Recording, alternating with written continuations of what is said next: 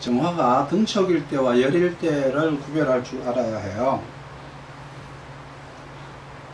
열로서 자기 구실을 하려면 일단 왕해져야죠.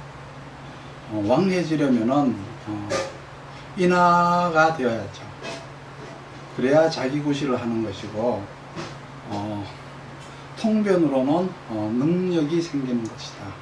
능력이 발휘가 되려면 금이 있어야 된다. 그렇죠? 그러면 정화는 일하는 능력이 되고, 목으로 인하를 하는 것은 일을 할 수 있는 고유한 실력이 되는 거예요. 금은 일이 되는 거죠. 그러나 혹시 이렇게 목이 이렇게 쓴목이 되면은 인하가 안 되는데, 그렇게 되면 벽갑을 먼저 해야 돼요. 먼저 쪼개고 나서 인하를 하고 그리고 재련을 하는 거죠. 벽갑이니까 효율적인 일을 맡아서 더욱더 전문성과 가치를 늘려나간다는 뜻이에요.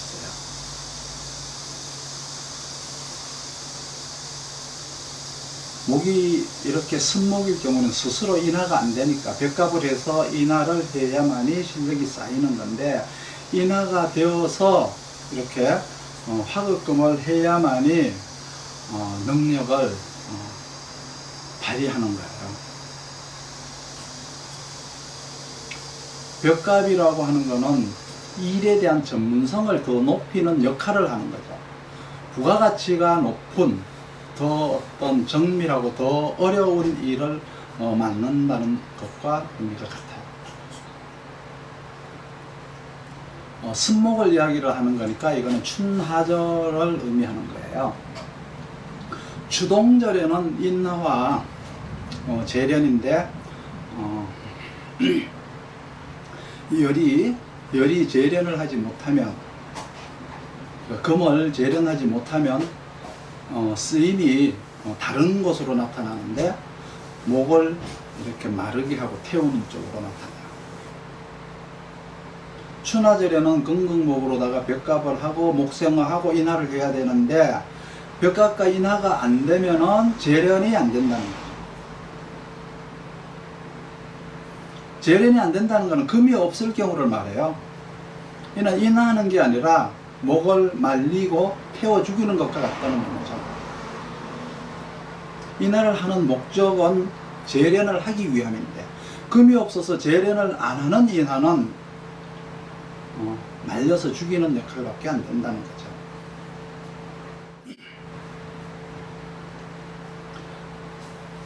춘하절에 이렇게 목의 인하와 이제 고사를 구분을 했는데,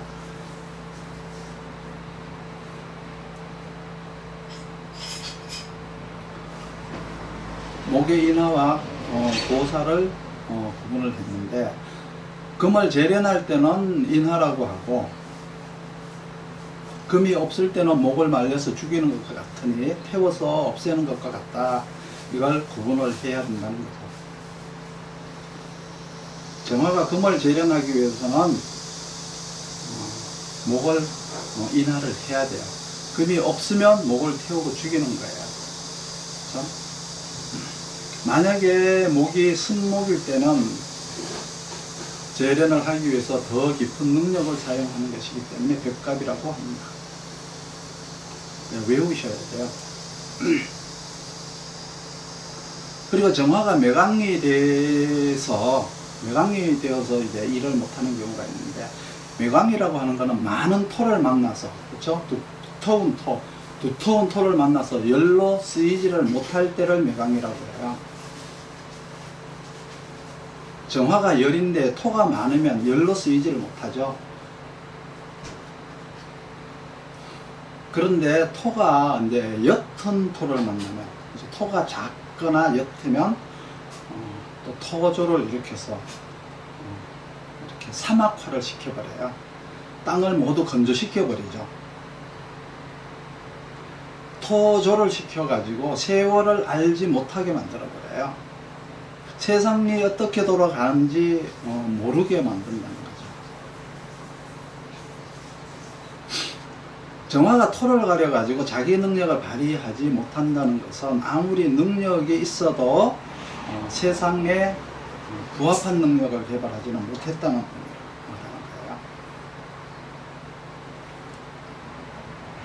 매강이라는 건 아무리 능력이 있어도 세상에 써먹지 못하는 능력. 그러나 정반대로 또 토가 너무 옅으면 세상에다가 능력을 썼는데, 능력을 부렸는데 나쁘게 부린 거예요. 세월을 어지럽힌 사람과 같아요. 세상을 속인 거예요. 나쁜 사람이라는 의미죠.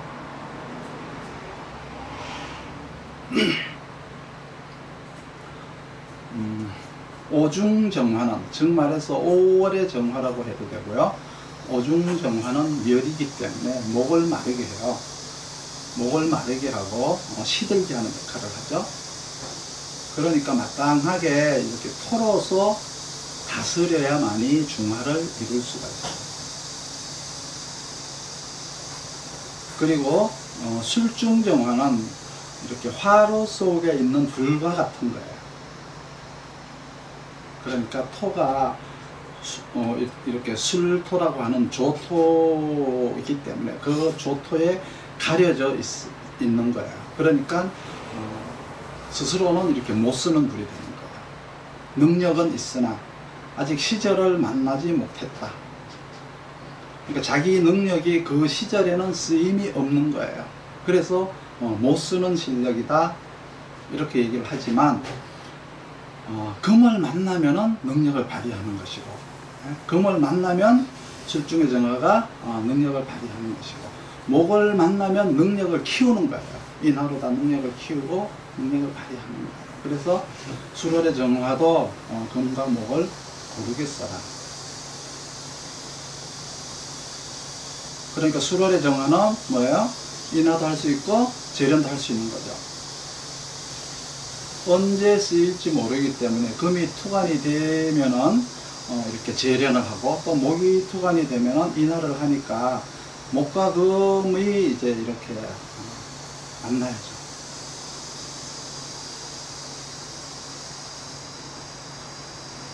그러나 목과 금이 없으면 술중정화는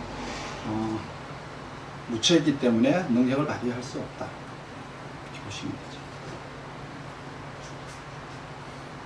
오중의 정화는 인하로 쓰는 게 아니라 초목을 죽이는 역할을 하는데, 초목을 살리려면 토로다가 중화를 해야 돼요.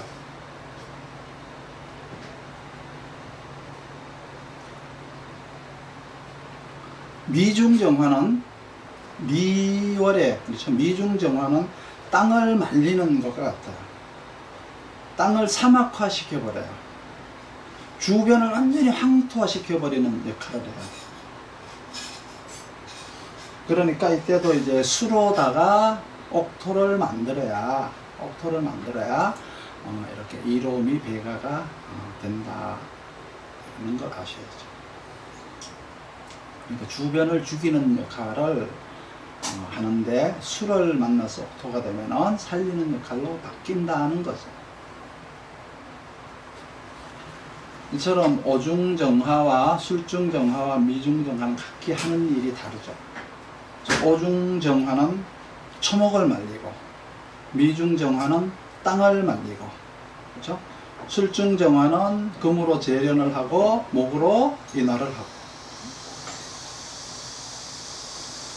해월의 정화는, 해중에는 정화가 들어있지 않지만 이렇게 해중정화는, 즉 말해서 이제 해수를 본 정화는, 아니면 해월 정화는 등촉과 같으므로 만물과 만인에게, 그렇죠? 밖을 보게 하는 현명함을 주는 거예요. 등촉이 되는 거예요. 내부가 아니고 밖을 보게 하는 연예인 기질과 같은 거예요. 사람들을 인도하는 기질이 있어요.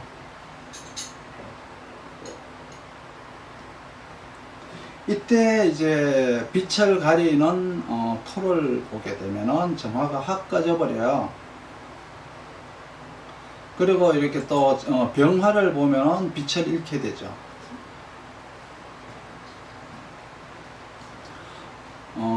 해 중에 해월에, 그러니까 해월의 정화는 등촉과 같은 역할을 하는데, 내가 등촉 역할을 하다가 병화가 나타나니까 병화에게 그냥 뺏겨버린 거예요. 전문성이 이제 드러나지를 못하게 되는 거예요. 그렇기 때문에 병화를 보면은 등촉 역할을 할 수가 없으니까 병화를 안 보도록 해야 되겠죠.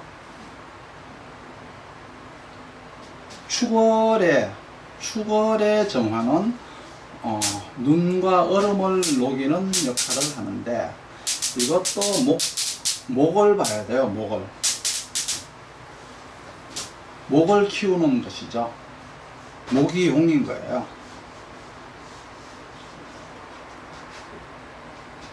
정화도 축월의 정화가 목을 키우는 데는 최고예요.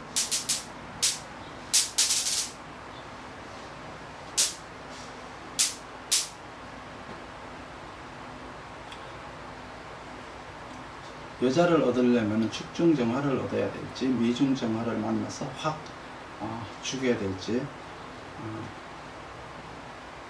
모르죠. 미중정화는 습기를 막 올리는 정화예요. 습기를 올려서 땅을 이렇게 아주 완전히 초토화 시켜버리는 정화죠. 목이 있어야 축중의 정화는, 왜 축월의 정화는 목이 있어야 발열 효과가 있어요.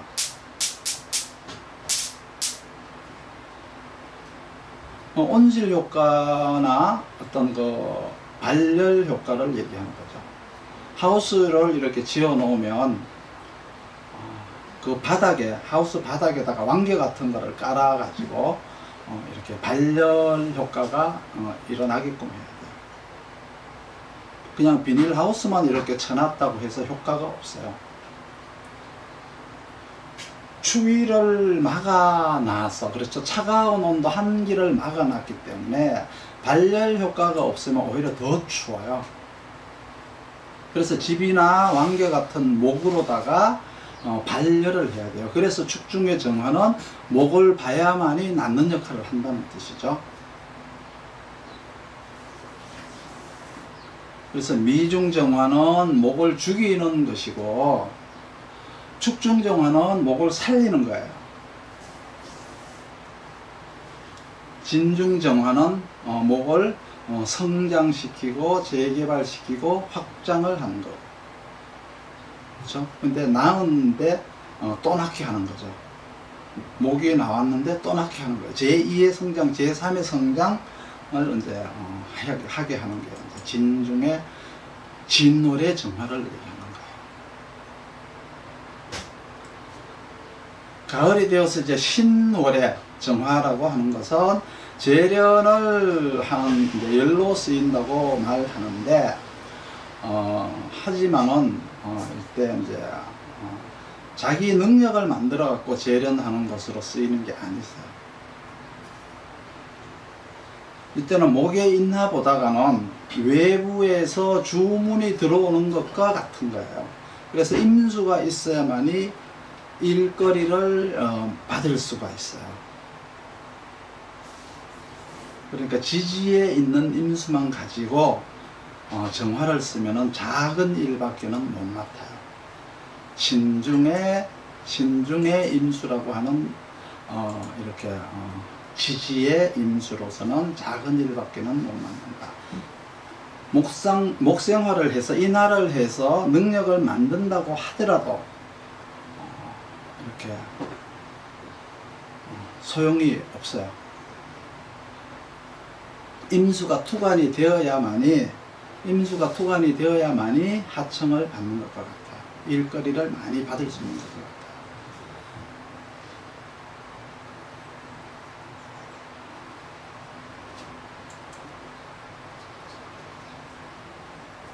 그리고 이제 봄으로 넘어가서 인월의 정화라고 하는 것은 병화의 해동작용으로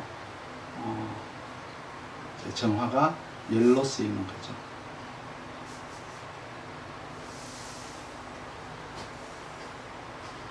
병화의 해동작용에 의해서 인중에 무토에서 초목이 나오는 것이거든요. 인중에 인중에 정화가 있다면은 자연스러우면, 그렇죠? 인중의 병화의 무토에서 초목이 나온다는 것은, 인중 무토에서 초목이 나온다는 것은 그건 자연스러움이죠. 그렇죠? 해동작용에 의해서 이렇게 초목이 나오는 건 자연스러움이지만 정화가 있음으로써 인간의 능력을 하나를 더 추가하는 것과 같아요. 자연미에다가 인공미를 강화시키는 것과 같은 거죠.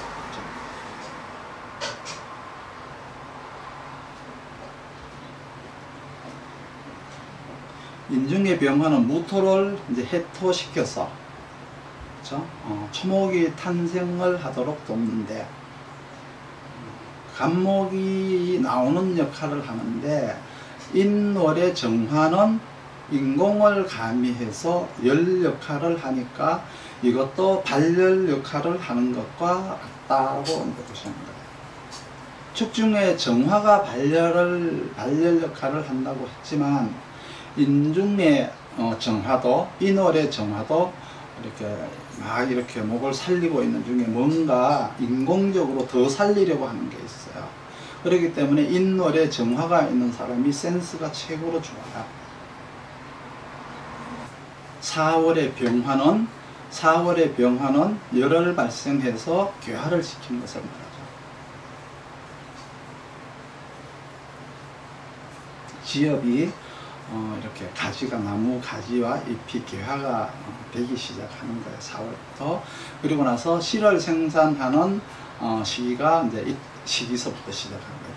부화를 하는 거죠. 그래서 이때 이제 뭐 배추씨, 무씨 같은 건 이때 이미 거두죠. 이때 사중정화는, 그러니까 4월의 정화는 인공부화를 시키는 것과 같은 거예요. 그래서 4월에 정화가 있는 사람들이 이제 인공수정 전문가, 그렇죠? 중매 전문가. 만약에 이때 여자를 만나서 잘못하면은 다 임신을 하게 돼 있어요.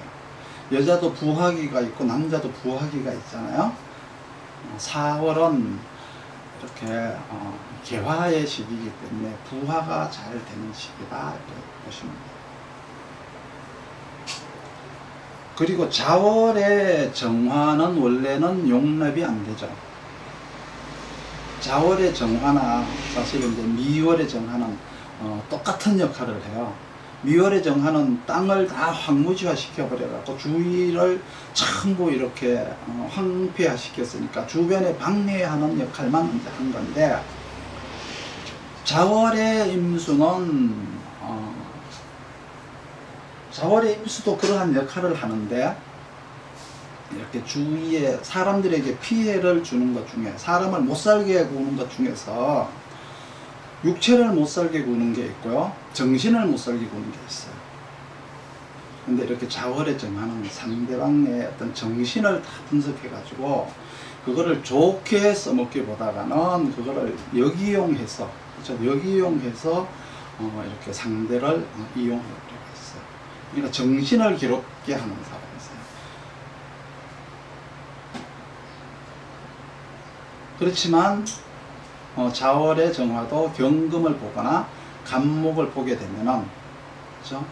간목을 보게 되면은 이제 자월의 정화도 지혜로운 사람이 되고요, 그렇죠? 지혜로운 사람이 되고, 또 경금을 보게 되면은 또 많은 이렇게 부를 창출을 할 수가 있어요. 그렇지만 이렇게 이제 간목이나 경금을 못 본 이렇게 자월의 정화는 세상에 해악을 끼칠 우려가 있다라는 것을 염두에 두시고요. 자월인데 만약에 이렇게 정화가 있습니다. 많은 사람들의 정신을 괴롭힌다라고 했는데, 정화가 물을 막 올렸는데, 정화가 올린 물이 자월에, 이거는 나무로도 가지 않고요, 금도 없으니까, 금도 없고 이 물은 나무로도 가지 않기 때문에 사기꾼이라고 합니다. 한겨울에 습기가 아지랑이로 올라가는 게 이거 사람들을 현혹을 시켜서 사기치는 거예요. 그래서 자월에 있는 정화가 신용이 무지하게 좋아요. 사람들을 막 믿게 만들어요. 그렇죠? 막 믿게 만드는 이유는 아시겠죠?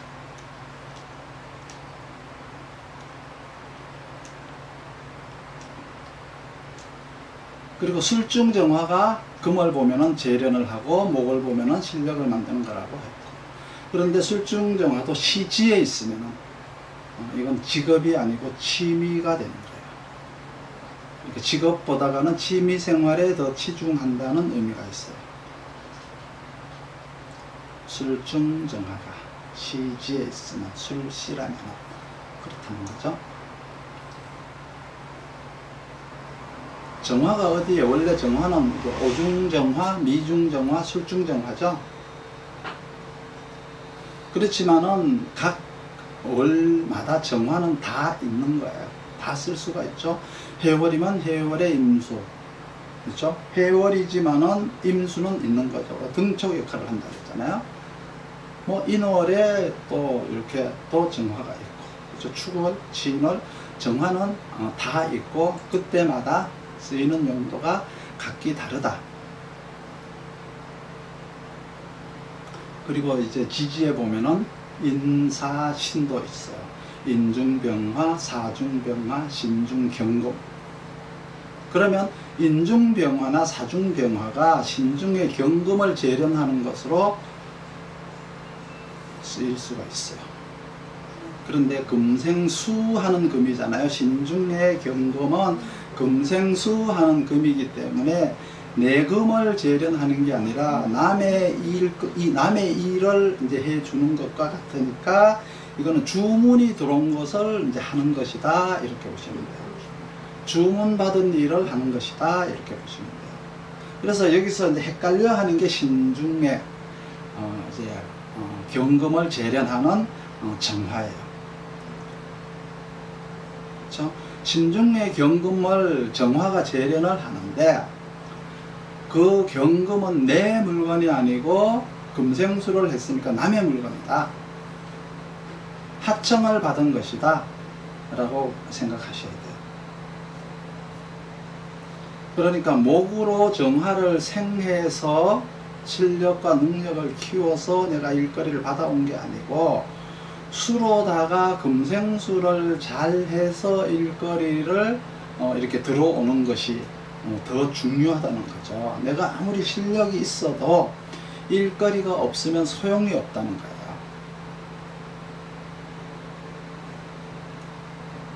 이게 이제 신월의 정화를 얘기하는 거죠. 우리가 이렇게 정화에 대해서 이렇게 공부를 이제 이렇게 하면서 공리를 자꾸 해야 되는 이유는 이렇게 우리가 자연스러움에다가 정화의 인공적인 노력이 어떤 방법으로 이제 효과를 발휘할 수 있을까? 자기 업그레이드를 정화로 어떻게 더 시킬 수 있을까를 궁리해야 됩니다. 정화는 인공적으로 무언가를 가미시키는 역할을 하고 있죠. 신월의 정화가 금을 재련하지만은 이거는 자기 능력으로 금을 재련하는 게 아니고 누구가 시킨 거예요. 그렇죠? 그러니까 금생수가 되니까 수가 일을 시킨 거죠. 임수에 의해서 정화가 꺼진 게 아니라, 정화와 임수가 만나면 임수에 의해서 정화가 꺼진 게 아니라 일을 맡은 것이다. 특히 신월의 임수는 정화에게 일을 맡긴 것이지 정화를 꺼뜨리는 게 아니다.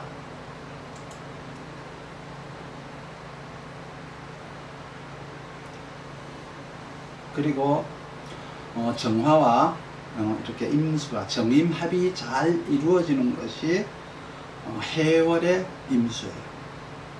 해월의 임수가 정임합이 되면은 정화는 선생이 되고 임수는 제자와 비슷한 것이 되는 거예요. 아랫사람이 되는 거예요.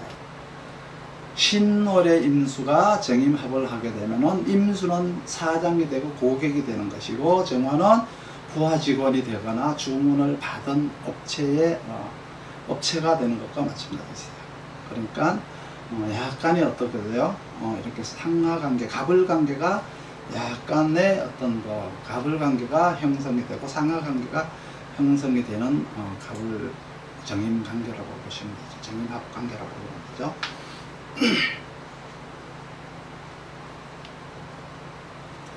그리고 이제 5월의 정화는 목을 전부 이렇게 초토화를 시켜 말려서 고초를 시켜 버린다고 했는데, 이때 수가 있어야 목을 살릴 수가 있어요. 죽은 목을 살리는 것이니까 이거는 무슨 의미냐 그러면, 이렇게 못난 사람들을 먹여 살리는 사주라는 거죠. 어리숙한 사람들, 갈 길을 잃은 자들, 인생에 대한 갈 길을 잃은 자들, 이렇게 뭔가를 이렇게 몰라서 이렇게 인도가 필요한 사람들에게 이 사람은 이런 사람들을 이용해서 살아야 되는 사주다. 희망을 찾지 못하는 자들, 인생에 실망한 자들, 이런 사람들을 인도를 해야 되는 사람들이고요. 미월의 정화는 땅을 초토화시켜서 초목을 마르게 하죠.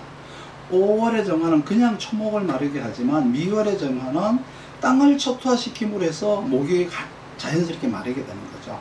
목을 결국 마르게 하는데, 미월의 정화는 땅을 말려서 목을 초토화시키니까 아픈 사람들, 불편한 사람들, 이런 사람들을 이용을 해야 되고요. 5월생은 이제 그냥 목만 이제 이렇게 고초를 시키기 때문에 이렇게 희망과 이렇게 실망을 한 사람들, 그러니까 정신적인 개념이 들어가 있고, 미월의 정화는 어떤 실제적인, 실제로 몸이 아프다거나 실제로 어떤 이렇게 고통스러운 사람들이기 때문에 마치 간호원과 같다는 얘기세요. 5월달은 어떤 정신과 의사라면은, 미월이라고 하면은 뭐 이렇게 정형외과라든지 어떤 실제로 몸이 아픈 사람들의 의사와 같다, 이렇게 보시면 돼요. 5월의 정화는 컨설팅을 하는 것과 같다, 이렇게 보시고, 정신적인 등불이 되어줘야 된다, 그런 의미입니다. 근데 사주에 정화가 하나도 없으면, 사주에 정화가 하나도 없으면 단 한 번도 남을 위하지 못한 자다, 이렇게 생각하시면 돼요. 병든 자를 외면하거나 이렇게 인생에 실망한 자들을 더 짓밟거나 한 자들이다, 이렇게 보시면 돼요. 정화가 없는 사람들은 자기가 제일 아프다고 얘기해요.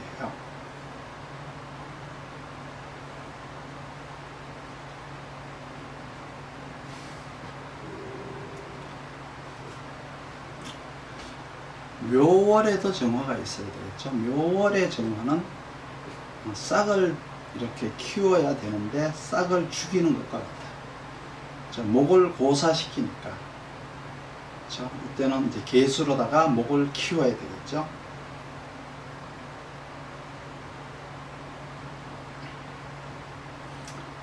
그리고 이제 그 미월의 정화는 정신이 아니고 실제 상황이에요. 실제 상황. 실제로 아픈 거예요. 그래서 미월의 정화는 직업이 대개 보면은 이제 두더지처럼 땅을 파는, 그렇죠. 뭐 토목공사, 묘지공사, 뭐 재개발, 이 땅 파는 직업들이 많아요. 일반인들도 이렇게 미토가 있으면 재개발이 되는 거예요. 그런데 이제 임계수가 와야만이 재개발은 벌어져요. 그렇지 않으면 이제 땅 파는 직업, 이렇게 보시면 돼요.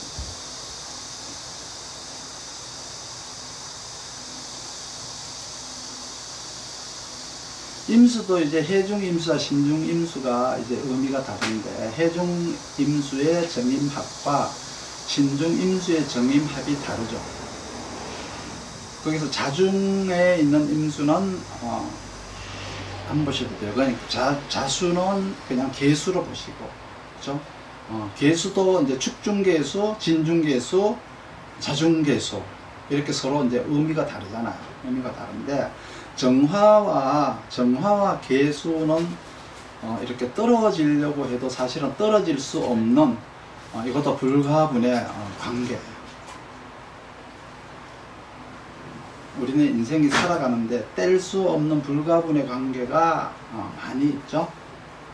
정화와 간목, 인연이 어떻게든지 정화와 간목은 인연이 되어야 되겠죠. 그리고 경금과도 정화는 인연이 되어야 돼요. 그리고 개수하고도 인연이 되어야 돼요. 이것이 이제 인생의 논리가 되는 거죠. 정화는 오중정화, 미중정화, 술중정화만 알아도 되죠. 그리고 임수에 가면은 항상 정화가 있어요. 해중임수에도 정화가 있고 신중임수에도 정화가 있다고 생각을 하시면 돼요. 항상 병화가 임수라고 하는 바다에 이렇게 내리듯이, 그렇죠? 정화는 항상 개수에게 내린다 이렇게 보시고, 항상 개수를 이렇게 동반을 하니까, 그렇죠?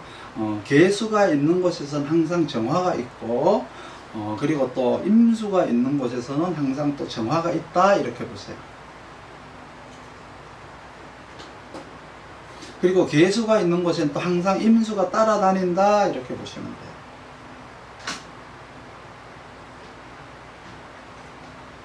진중개수, 축중개수 이렇게 항상 보면은 따라다닌다 이렇게 보시고, 그래서 개수는 항상 이렇게 올리는 것이죠. 올리는 건데, 진중개수는 초목을 살리려고 올리는 것이고, 축중개수는 땅을 따뜻하게 해서 습기를 발열하려고 올리는 것이고, 만약에 정화가 횡포를 부리면은, 정화가 너무 이렇게 퇴과해서 행패를 부린다 그러면은 개수가 정화를 막으러 오죠. 또 개수가 너무 가만히 앉아서 그저 자기 구실을 못하면 또 정화가 개수를 일깨우러 와요. 동력과 무동력의 이치인데, 오미월에 정화가 막 행포를 부리면은 개수가 와서 너 그러지 마라 그러고 말해요. 그리고 축토, 진토에서 개수가 아무것도 안 하고 앉아 있으면은 정화가 와가지고 또 그러죠. 너 왜 이렇게 앉아 있냐? 나가서 뭔가 일을 해야지. 이런 식으로 서로 개수와 정화는 이렇게 친한 짝인 거예요.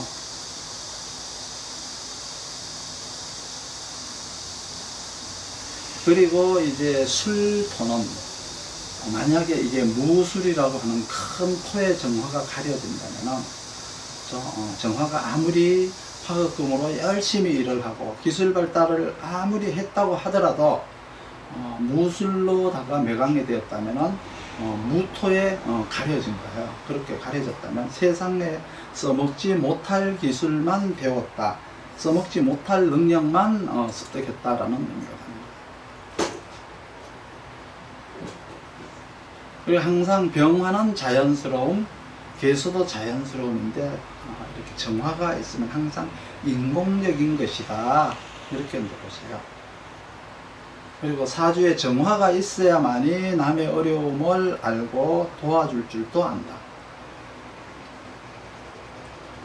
6월의 정화는 하루 종일 일하느라고 나가지도 않아요. 밖에 피곤한 스타일이죠. 6월은 재련하는 기간인데 하루 종일 앉아서 똑같은 일만 해요. 그래서 큰 며느리 사주라고 하죠.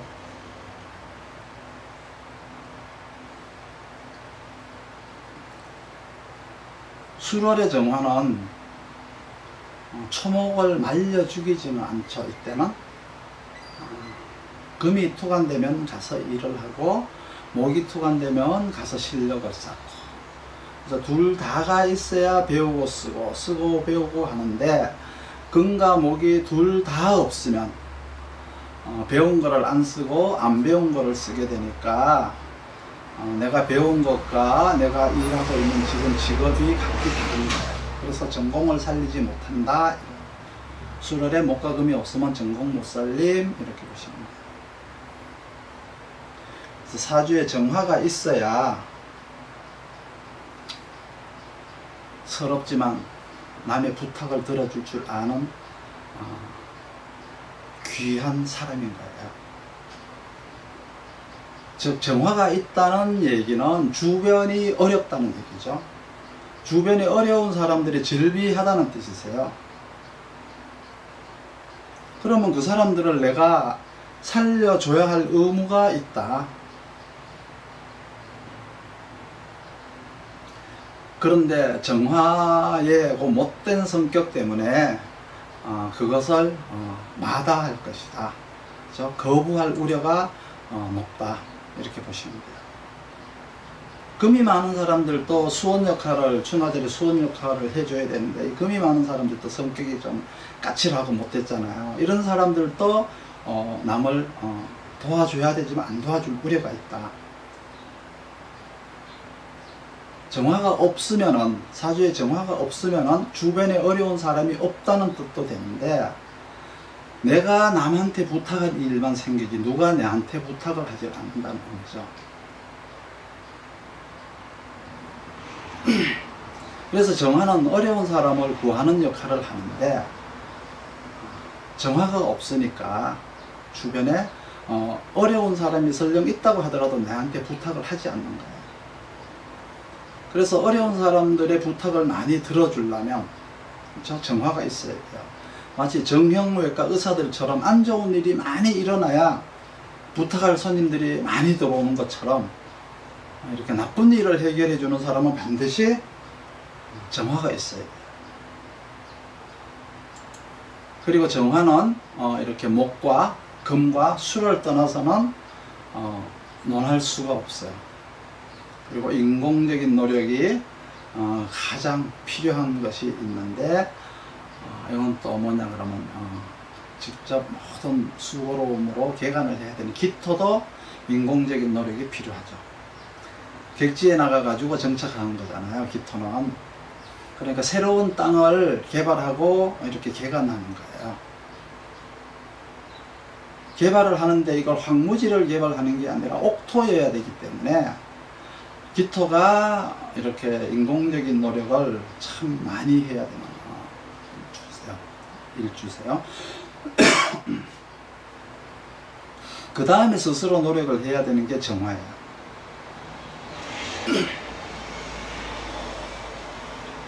정화는 먹고 살려면 자기 능력을 만들어야죠. 그런데 능력을 만들려고 하니까 나무가 시들어서 죽어버리고, 정화의 열기로 인해서 또 능력을 만들어 놓으면 땅이 황무지로 변해버리고, 또 만들어 버리면 금이 녹아 없어지고, 그렇죠? 또 만들려고 하면 개수가 와가지고 그냥 개수가 다 날아가가지고 물 한 방울이 없어져서 계속 실패를 하다가 보니까 어느새 자기 능력이 크게 만들어졌는데, 어려운 이렇게 환경을 극복하는 의지가 되는 거죠. 그래서 음간으로서 기토와 정화는 보호자가 없다. 모든 걸 자기가 스스로 알아서 해야 된다. 그러나 을목이나 신금은 보호자가 있잖아요. 그렇죠? 을목한테는 이제 병화가 보호자고, 신금은 임계수가 보호자거든요. 그러나 기토나 정화는 보호자가 없어요. 그렇다고 해서 정화가 뭐 수국화를 두려워하는 건 아니죠. 물 뿌린다고 정화가 꺼지는 건 아니에요. 그래서 우리가 정화를 앞으로 이렇게 또 계속 이렇게 해 나가겠지만, 현대사회에서는 정화에 대한 궁리가 많이 이루어져야 돼요. 그래야만이 우리가 특히 도예지에서는 정화의 중요성이 날로 이렇게 강조되는 시대에 우리가 와 있다, 이렇게 보시고요. 다음에는 이제 무토 쪽으로 이제 넘어갈 겁니다.